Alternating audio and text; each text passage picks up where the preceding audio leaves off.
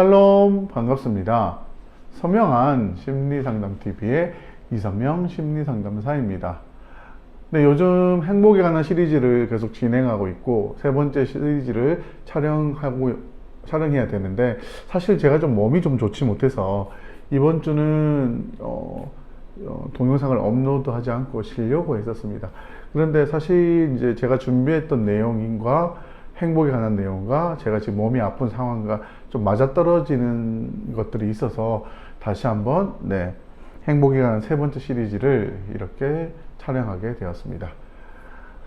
우리가 행복에 대해서 얘기할 때 우리가 첫 시간에 행복에 대해서 얘기했을 때도 이래이래해서 이타적인 삶이 행복으로 가는 지름길이라 라고 얘기했습니다.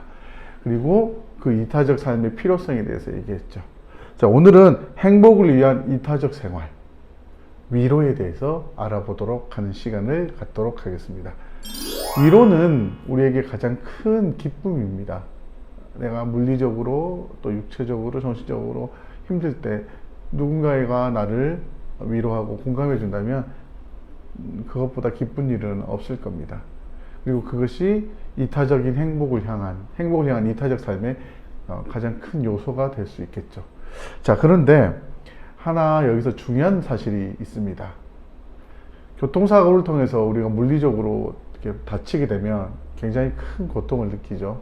어디가 부러지거나 삐거나 하게 될 경우, 그것과 마찬가지로 마음의 어려움이나 힘겨움을 당할 때도 우리는 큰 아픔을 느낍니다.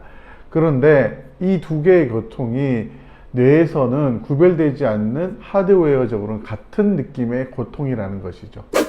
네, 축두엽에서 주로 고통을 느끼는데, 더 자세히 말하면 귀 끝부분에 있는 점처럼 있는 여기 옆부분, 이 부분이 고통을 느끼는 주요 부위라고 할 수 있는데, 이곳에서 물리적으로 삐거나 다치거나 골절되거나 했을 때 느끼는 고통과 마음에서 이별하거나 상심하거나 했을 때 느끼는 고통의 크기가 같다는 거죠. 그렇기 때문에 동일하게 진통제를 먹으면 육체적인 아픔, 교통사고를 통해서 느꼈던 아픔이 완화되기도 하지만 마음의 아픔도 완화되고 조금 더 나아집니다. 우리는 이것들을 의미적으로, 의지적으로 또 인지적으로 구별하고 있지만 사실은 뇌는 이것을 동일하게 느낀다는 거죠. 자, 행복을 향한 이타적 생활, 위로. 우리는 몸이 아픈 사람에게는 위로를 잘합니다. 아이고, 빨리 나으세요. 아이고, 많이 힘드시겠네요. 이렇게 위로하고 병문안을 가죠. 그런데 문제는 마음이 아픈 사람의 경우에는 우리가 조금 소외된 위로를 던진다는 거죠.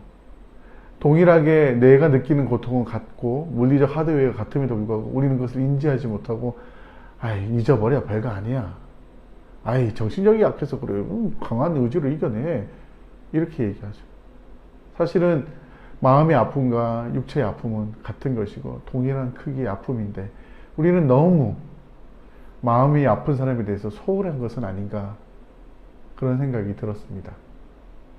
우리가 행복해지기 위해서는 이타적 삶을 살아야 되고 그 이타적 삶이 행복으로 가는 큰 영향을 미치는데, 그것 중에 하나가 관계성에서 영향을 미치는 거라면 위로가 큰 의미의 행복이 되겠죠.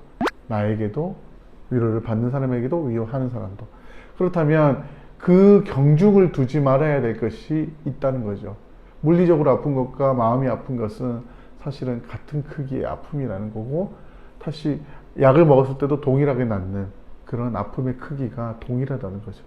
물리적으로 아픈 사람만 힘겨워하거나 어려운 사람에게 우리가 위로를 후하게 줄 것이 아니라 마음이 아픈 사람에게 동일하게 공감하고 위로하는 마음을 우리가 갖는다면 그 사람의 고통과 힘겨움도 빨리 위로가 되고 해결이 되고 그것이 우리에게 서로에게 기쁨과 행복이 될 것이라는 거죠.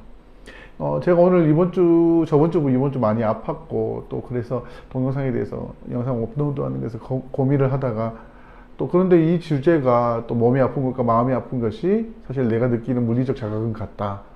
그렇기 때문에 위로는 물리적인 아픔이 있는 것뿐만 아니라 마음이 아픈 있는 사람도 동일하게 해야 된다. 이 내용을 하려고 했을 때 또 제가 아파서 이 내용이 더 의미가 있었던 것 같아요.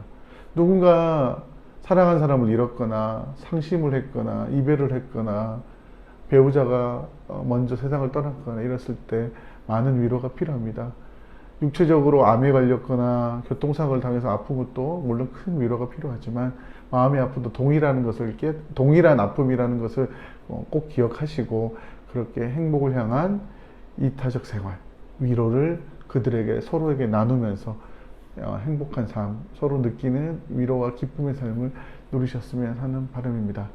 네, 오늘은 몸이 좋지 않아서 제가 그런 마음을 가지고요 동영상을 찍으면서 이 일을 진행했는데 진행하다 보니까 조금 더 힘이 나네요.